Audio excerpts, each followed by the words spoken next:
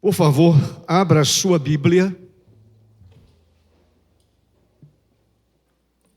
no Evangelho do Senhor, escrito por João, capítulo 10. João, capítulo 10, verso 9. Apenas o verso 9. Disse o Senhor: eu sou a porta. Se alguém entrar por mim, será salvo. Entrará, sairá e achará pastagem, alimentação. Amém. A igreja pode sentar?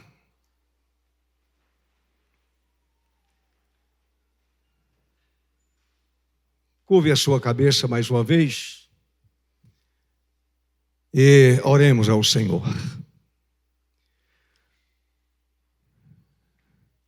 Bendito e maravilhoso Deus, aqui nós estamos rendidos aos teus pés, te exaltando, te honrando, te glorificando e declarando alto e bom som que tu és o nosso único Deus. E no Senhor nós estamos alicerçados, enraizados. No Senhor somos mais do que vencedores. E agora, ó bendito Deus, continua falando ao teu povo, edificando o teu povo. E usa-me apenas como instrumento em tuas mãos para o louvor do teu próprio nome. Assim, ó Deus, nós oramos e agradecemos pelos méritos de Jesus, nosso Senhor. Amém.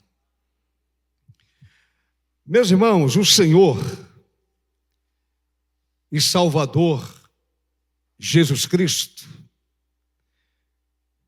em várias oportunidades, durante seu ministério terreno, utilizou a linguagem figurada a fim de que as mentes mais modestas, como é o meu caso, talvez não seja o seu caso, a fim de que as mentes mais modestas pudessem aprender e aprender com ele. Ele disse, por exemplo, eu sou o pão da vida. Quem não sabe o que é um pão? Ele disse também, eu sou a luz do mundo. Nós conhecemos a luz do sol. Nós conhecemos as lâmpadas, a energia elétrica que gera luz. Quem não conhece essa verdade? O ser humano conhece a luz de vela, a candeia, e assim por diante. Eu sou a luz do mundo. Então, uma pessoa mais simples, mais modesta, simplesmente aprenderia com essa verdade proferida pelo Senhor. Ele também diz que era fonte da água viva. Água que todo ser humano precisa para continuar vivendo. Ele também disse, eu sou o caminho. Quem não sabe o que é um caminho? Um caminho que leva a uma determinada parte ou a um determinado lugar. Ele disse, eu sou o caminho. Portanto, o Senhor se usou a linguagem figurada a fim de que as pessoas compreendessem a sua mensagem, compreendessem o seu ensinamento, compreendessem a sua doutrina. Nesta escritura que nós lemos, de João capítulo 10, verso 9, ele usou outra figura de linguagem. Ele disse: eu sou a porta. Quem não sabe o que é uma porta? Uma porta que dá acesso a uma residência, a um salão, a uma sala de aula, e assim por diante. O Senhor disse: eu sou a porta. Antes, o Senhor afirmou no verso de número 7, eu sou a porta das ovelhas. As ovelhas entram através dessa porta que sou eu mesmo. Portanto, ele se apresenta como sendo a porta das ovelhas.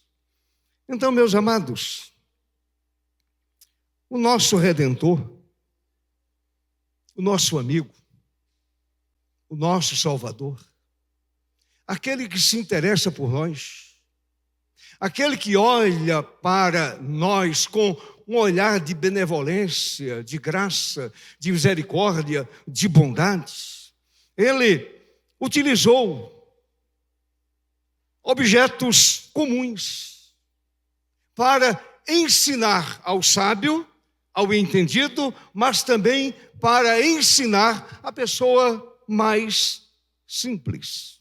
Portanto, o Senhor se utiliza, por exemplo, aqui no verso 9, se utiliza de um objeto comum, simples, porque o Senhor queria que pensássemos nele com frequência. Então, quando você estiver chegando em casa e abrir a sua porta, pense em Jesus como sendo a porta que dá acesso à sua vida espiritual. Quando você estiver entrando em qualquer outro lugar, pense em Jesus como sendo a porta. Eu sou a porta. Então, e eu vejo assim, este notável anúncio de eu sou a porta, ela traz para a gente promessas especiais, dentro do texto que nós acabamos de ler. Promessas imorredoras, promessas que falam profundamente ao nosso coração, que falam profundamente à nossa alma, que descortina o nosso horizonte. Portanto, o Senhor nos traz no texto promessas especiais, promessas que acompanham a fala de Jesus quando ele disse: eu sou a porta. E essas promessas constituem o mais especial convite que se possa imaginar. Aqueles que entram por esta porta, que é Jesus, não é a religião, não é a porta de uma igreja qualquer. A porta é Jesus. A porta é o Evangelho. A porta é a graça de Deus. A porta é a própria pessoa de Jesus. Aqueles que entram por esta porta recebem primeiramente a salvação. Recebem primeiramente a salvação. Olhe para o texto. O Senhor disse: eu sou a porta. Se alguém entrar por mim, será salvo. Ele não põe aqui em dúvida, dizendo assim: talvez seja salvo. Quem sabe no final da existência consiga entrar no céu. Quem sabe? Se fizer por onde? Se merecer, talvez encontre a vida eterna. O Senhor não disse assim. Ele disse: se alguém entrar por mim, se alguém acessar essa porta, será salvo. Esta é a promessa. E promessa de Deus não cai por terra. Promessa de Deus cabalmente se cumpre na vida daquele que entra por ele, pela porta.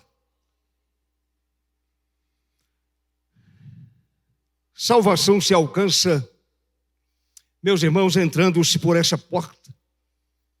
E por nenhuma outra. Não há outra porta. Como não há outro ser humano que tenha a condição de dizer: venham a mim, eu sou a porta. O apóstolo Pedro, lá em Atos, capítulo 4, se você quiser conferir com a sua Bíblia, de repente eu posso ter me equivocado. A gente vai ficando mais idoso, a gente vai esquecendo algumas coisas. Então, verso 12 diz assim: não há salvação em nenhum outro. Não há salvação em nenhum outro, porque debaixo do céu não existe nenhum outro nome dado entre os homens, pelo qual importa que sejamos salvos. Quem entrou pela porta, encontrou a vida eterna. Quem acessou essa porta, encontrou a vida eterna. Portanto, Jesus é a porta da salvação. Jesus é o presente inefável de Deus para a minha vida e para a sua vida. Amém, irmãos? Entenderam? Não? Deu para entender? Quando a gente escuta algo especial, a gente fica feliz. Vou repetir. Jesus, o Logos eterno, o Filho de Deus, ele é a porta da salvação. E o Senhor Jesus é um presente inefável de Deus para a minha vida e para a sua vida também. É o que está escrito exatamente em João 3, verso 16. João mencionando esse presente maravilhoso de Deus, porque Deus amou ao mundo de tal maneira que deu como presente, como dádiva, deu seu Filho unigênito, para que todo que nele crê não pereça, mas tenha a vida eterna. E diante desta promessa, diante desta palavra, diante desta mensagem tremenda do Senhor, eu digo aleluia, glória a Deus, eu glorifico a Deus. Eu, miserável pecador,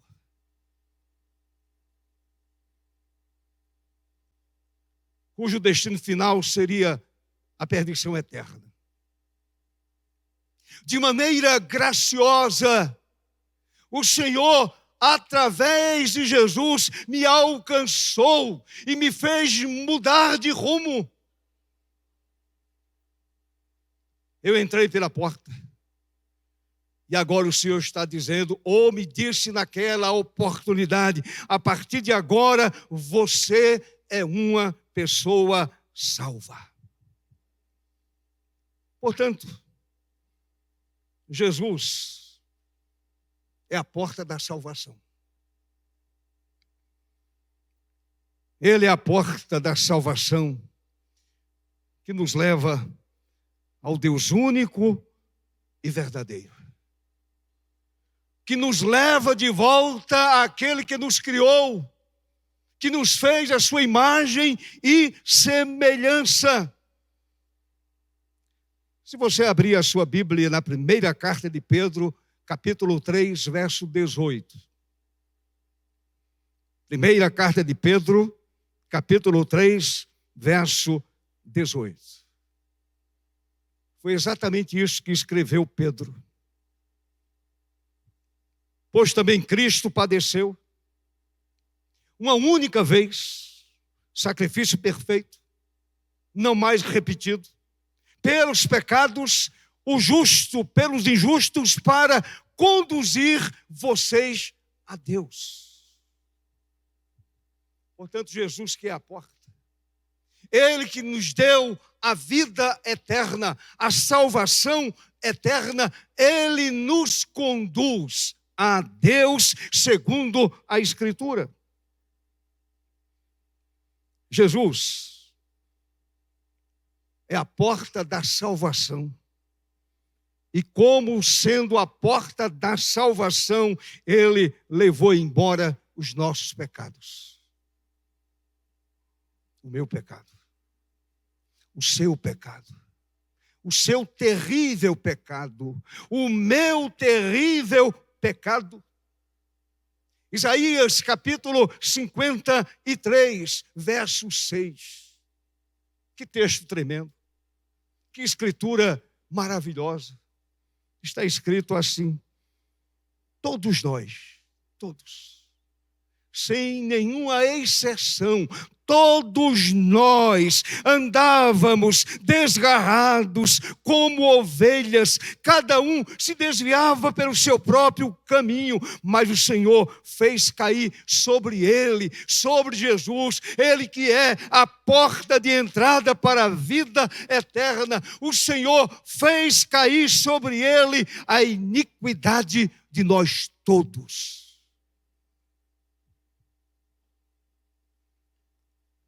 Então, amados, está claro que a salvação não é alcançada através de cerimônias religiosas, doutrinas denominacionais, meditação, peregrinação aos lugares sagrados das mais diferentes religiões do mundo. Não é através da mediação de outros seres humanos, nem mesmo através da mediação da mãe de Jesus. Ele nunca disse que ela seria a porta. Ela nunca afirmou: eu sou a porta. Mas o nosso bendito Redentor, ele disse: eu sou a porta, se alguém entrar por mim, será salvo. Será salvo. Portanto, a pessoa é salva de imediato, para sempre, e completamente, se receber no coração aquele que disse: eu sou a porta da salvação. Você está salvo? Ah, pastor, você está pregando para uma igreja presbiteriana, pregando para os eleitos de Deus, aqueles que estão na mesma fé de Abraão.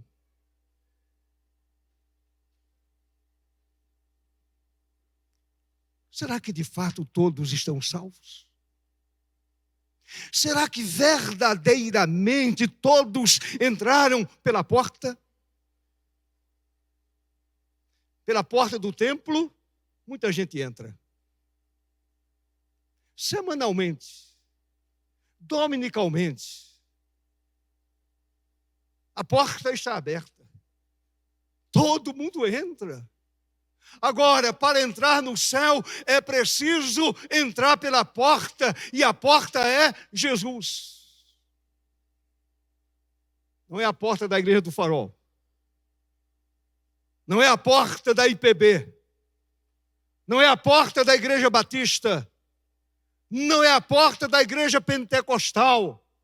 Não, a porta é Jesus. Quem entra por essa porta em Cristo encontra a segurança da vida eterna. Amém? Algum problema? Não, não é? Estão todos bem mesmo? não estou entendendo ou aquilo que eu estou dizendo não faz sentido. Deixe-me dizer outra coisa. Não é pecado presbiteriano louvar a Deus, glorificar a Deus, exaltar a Deus. Segunda coisa. O Senhor disse, eu sou a porta. Ele é também a porta da liberdade. Olhe para o verso 9. É um sermão textual. O tema foi tirado do texto. Foi tirado do texto e as divisões do sermão. O tema é a porta. Quem é a porta? Jesus. Primeiro ponto. Quem passa pela porta encontra a vida eterna, encontra a salvação. Em segundo lugar, encontra a liberdade. O Senhor disse assim, eu sou a porta. Se alguém entrar por mim, será salvo, entrará e sairá. Liberdade. Eu agora em Cristo sou livre, de fato. Eu não estou lutando pela minha liberdade. Em Cristo eu sou livre. O ser humano mais livre de toda a face da terra. Eu sou livre, eu sou a porta, disse Jesus. Se alguém entrar por mim, será salvo, entrará e sairá. Liberdade para entrar e liberdade para sair. Glória a Deus. Glória a Deus. Mas deixe-me pensar um pouquinho mais com vocês. O bendito Salvador livra os pecadores da escravidão espiritual e até física, e os conduz à liberdade. Éramos escravos, aprisionados pelo pecado, aprisionados pelo inferno, aprisionados pelas garras do diabo. O Senhor nos libertou, Ele nos livrou dessa escravidão e agora o Senhor nos conduz à liberdade. Mas deixe-me ampliar isso. Essa porta não é uma porta de prisão. Não é uma porta de prisão. Uma liberdade restrita. Mas uma porta para o rebanho. Uma porta para o seu povo. Uma porta para os seus eleitos. Uma porta para a igreja. Uma porta para o rebanho, cujo pastor oferece essa liberdade. Ele está dizendo, eu sou a porta. Se você entrar por mim, você terá uma vida completamente livre. Nada vai aprisionar a sua vida. Você é completamente livre. Preste atenção ainda, meu irmão. Escute com atenção. A liberdade outorgada por Jesus Cristo nos libertou também da escravidão da lei e da maldição da lei. Nos libertou do poder do pecado. E mais, nos libertou do temor da morte. Uma vida livre. Libertou a sua vida da maldição do pecado, do poder do pecado, da maldição da lei, ou da escravidão da lei, e da maldição da lei.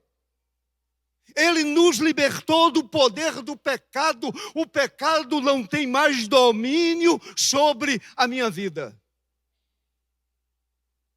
Eu já disse aqui várias vezes e vou repetir. Salvo. Pecado na vida do salvo é como acidente de trem. Não acontece todo dia. Crente que diz que entrou pela porta e a sua vida moral, sua vida espiritual, sua vida ética é uma vida duvidosa, vale a pena reconsiderar. Vale a pena repensar.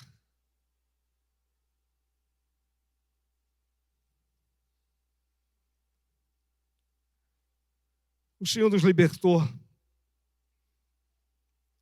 para sempre dos grilhões do diabo. E Ele nos libertou também da ação maligna.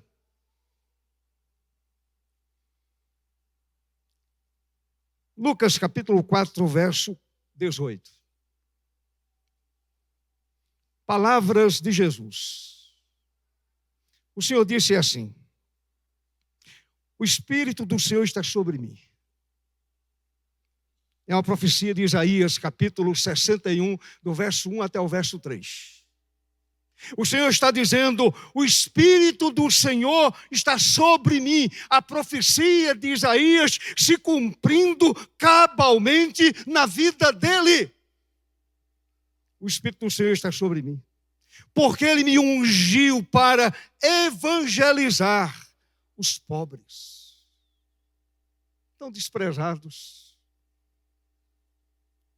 pela alta cúpula, tão rejeitados na época de Jesus e ainda nos dias atuais. Enviou-me para proclamar libertação aos cativos. Você agora é livre. Me enviou para proclamar libertação aos cativos e restauração da vista aos cegos. Espiritualmente também, fisicamente também, mas aqui eu percebo que é mais uma linguagem espiritual. Olha, eu começo a enxergar as maravilhas de Deus, porque o Senhor desvendou, ou melhor, Ele tirou a venda dos meus olhos, as escamas dos meus olhos, e agora eu percebo a glória de Deus, agora eu percebo a majestade de Deus, agora eu percebo quem é Jesus, agora eu entendo que Ele é a porta, agora eu entendo que Ele é a porta da liberdade. Aleluia! Amém, irmãos? Vibre com Jesus, meu irmão. Quem vibra com futebol? Eu gosto de futebol. Quando seu time faz um gol, você vibra. Vibre com as declarações tremendas da Bíblia, meu irmão. Glorifique a Deus, honre a Deus, louve a Deus.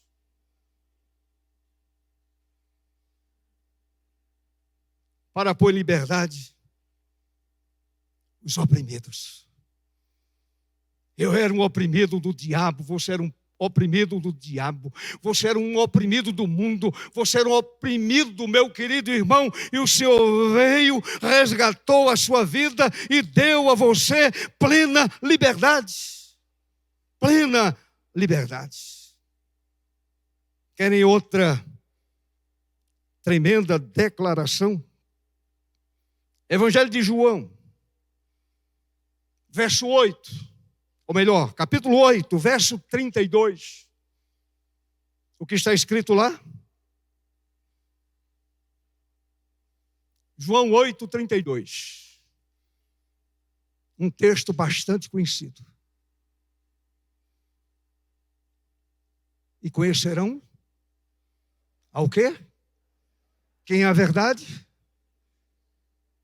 E conhecerão a verdade, e a verdade tem um papel fundamental. A verdade que é Jesus liberta.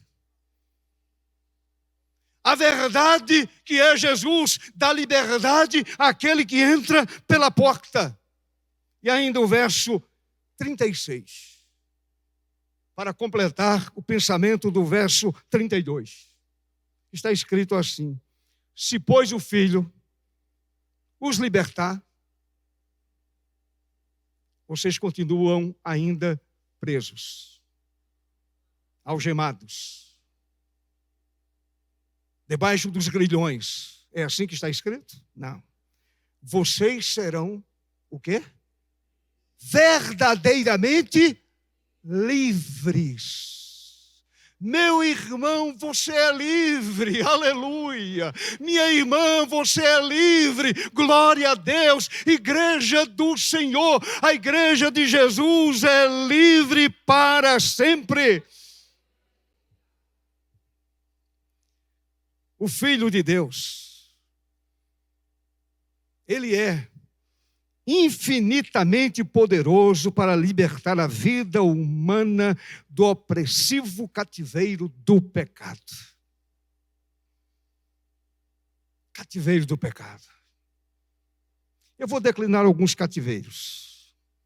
O cativeiro dos vícios, da violência, do temperamento adoecido, desonestidade, mentira, prostituição, adultério, impureza, lascívia, idolatria, feitiçarias, inimizades, porfias, ciúmes, iras, discórdias e muitos outros cativeiros. Infelizmente, irmãos, dentro da igreja de Jesus tem muita gente usando máscara. São vidas ainda aprisionadas por esses cativeiros. Porém, no dia da igreja, no dia do culto, põe a sua máscara de santidade, de liberdade. E aí usa essa máscara e vem para a igreja. Mas a vida está cheia de mazelas. A vida está completamente dominada pelo pecado e pela maldição do pecado. Misericórdia, que o Senhor tenha misericórdia. Então, meus amados, o Senhor deu essa liberdade aos seus filhos. Eu sou tão livre, você é tão livre que você pode dizer não ao pecado, não ao vício, não ao mundo, não às paixões humanas. Você pode dizer não, Jesus já me libertou dessas peias. Jesus me libertou dessas peias. Eu estou livre e livre para sempre. Na carta aos Gálatas, Paulo escreveu: para a liberdade foi que Cristo nos libertou. Carta de Paulo aos Gálatas. Portanto, a pessoa é liberta de imediato, para sempre e completamente, entrando pela porta da liberdade. Eu sou a porta da liberdade. Em último lugar, meus irmãos, para a gente não alongar mais o discurso, quem entra pela porta encontra alimentação, encontra mesa farta, comida farta, comida para a alma, comida para o espírito, comida para a mente. O Senhor disse: eu sou a porta, se alguém entrar por mim, será salvo. Entrará e sairá, e achará pastagem, alimentação, comida espiritual. Então, meus irmãos, a nossa nutrição espiritual se acha mediante Cristo, em Cristo e em torno de Cristo. Vou repetir.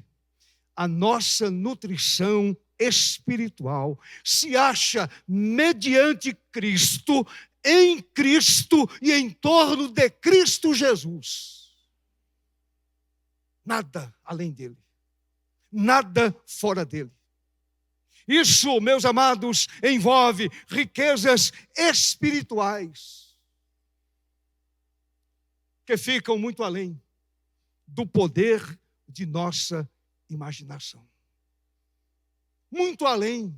riquezas espirituais que estão muito além de nossa imaginação. Você vai encontrar a pastagem verdejante da fé, a pastagem verdejante da paz, paz que excede todo entendimento. Você vai encontrar as pastagens das verdades divinas reveladas pelas sagradas Escrituras, abrindo a Bíblia, lendo-a, meditando, ouvindo a voz de Deus através da Escritura. É a pastagem, é a comida, é o alimento, é a mesa posta, é a mesa farta.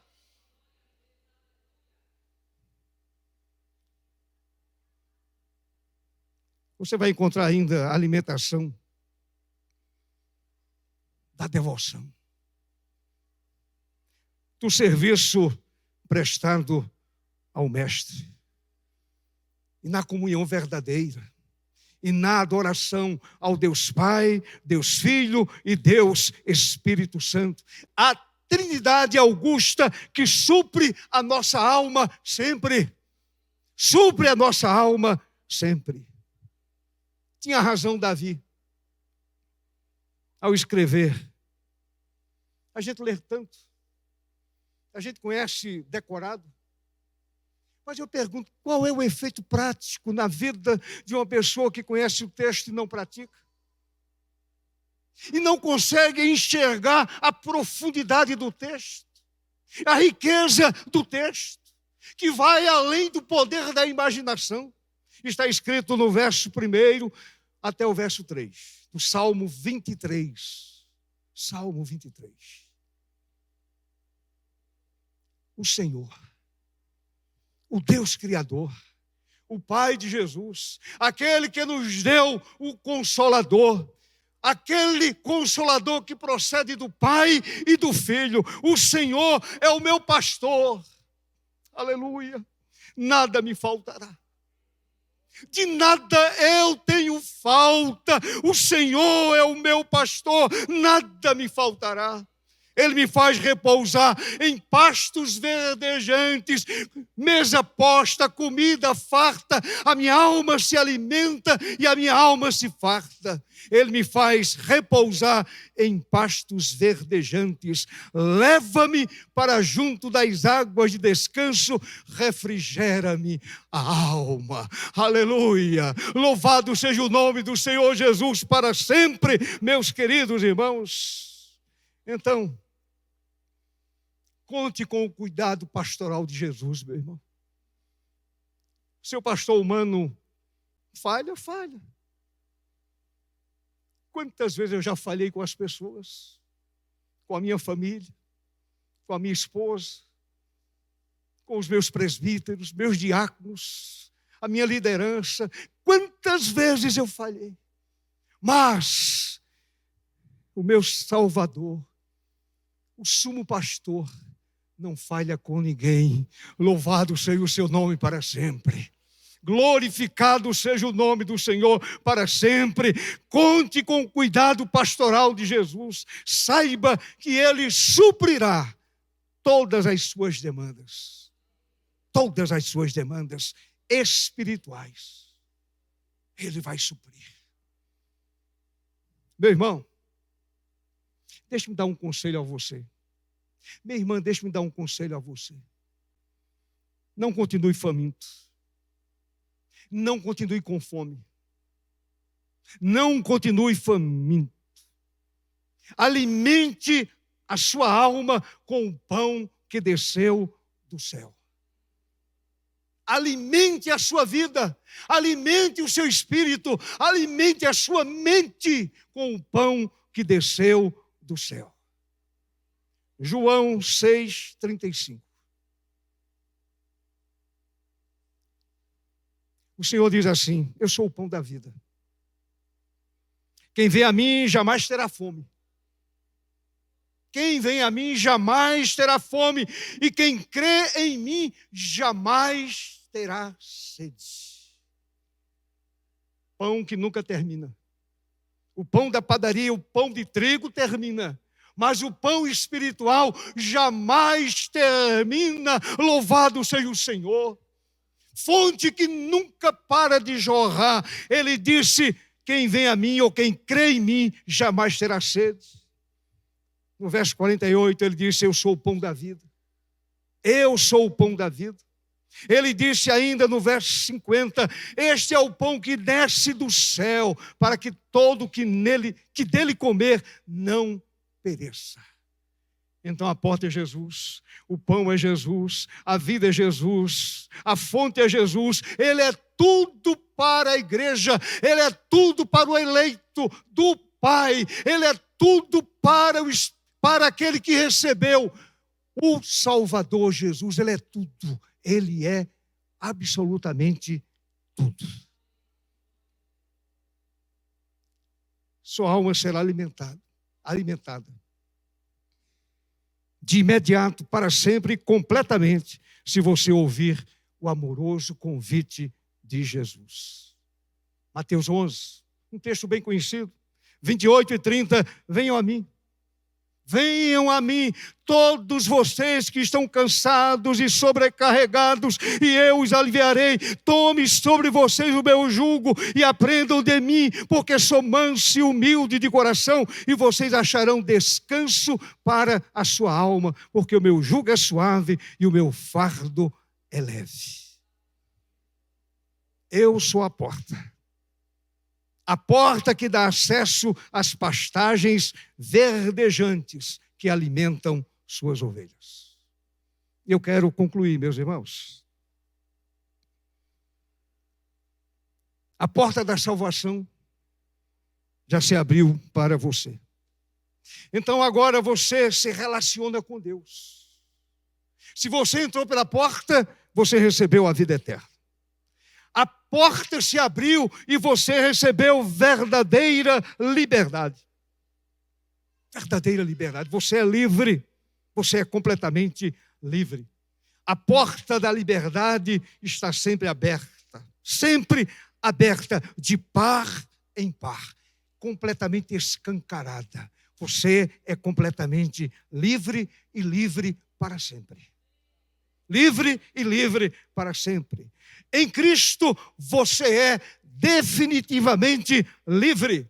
A porta que dá acesso à alimentação espiritual para a sua alma está totalmente desobstruída. Eu sou a porta, quem entra por mim vai encontrar fartura, alimentação farta, vida farta, mesa abundante, louvado seja Deus, mesa preparada. Amém, irmãos? Eu sou a porta. Se alguém entrar por mim, será salvo, entrará e sairá e achará pastagem. E eu termino dizendo, escute com atenção. Por favor. A vida centrada em Jesus Cristo, figuradamente a porta, encontra comunhão, segurança, liberdade, abundância e um nível profundo de intimidade com o verbo da vida. Vamos orar? Gostaria de orar por você, meu irmão. Você já leu as 7 cartas dirigidas às igrejas lá do Apocalipse? Eu vou mencionar 2. A primeira carta, dirigida à igreja de Éfeso. O Senhor disse assim: eu, porém, tenho contra ti que abandonaste o teu primeiro amor.